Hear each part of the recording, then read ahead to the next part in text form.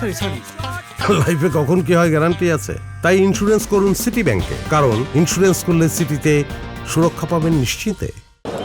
অদ্য সিএমএম কোর্টের 10 নম্বর আদালত জনাব জুয়েল রানা স্যারের আদালতে বিমানবন্দর থানার জিডি মূলে 54 ধারায় গ্রেপ্তারকৃত সিঙ্গাপুর ফেরত 2 জন আসামি শাহিদুল ইসলাম এবং মোহাম্মদ রিশাদ আয়ানকে বিজ্ঞ আদালতে উপস্থাপন করে জঙ্গি সম্পৃক্ততার কারণে তাদেরকে এই মামলার তদন্তকারী কর্মকর্তা 5 দিনের রিমান্ড প্রার্থনা করেন।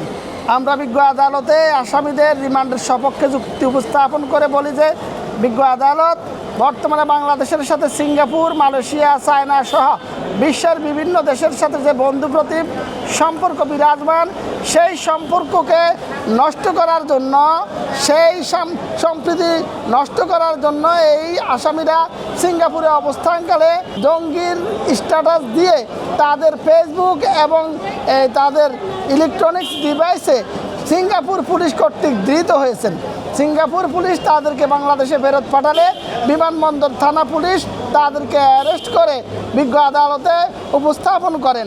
এই রিমান্ডের প্রেক্ষিতে জানা যাবে যে আসামিদের সাথে বহির্বিশ্বের কোনো গোয়েন্দা সংস্থা বা বাংলাদেশের ক্ষতি করতে পারে এমন কোনো রাষ্ট্রের সম্পর্ক আছে কিনা, বা তাদের এই স্ট্যাটাসের মূল উদ্দেশ্যই বা কী ছিল।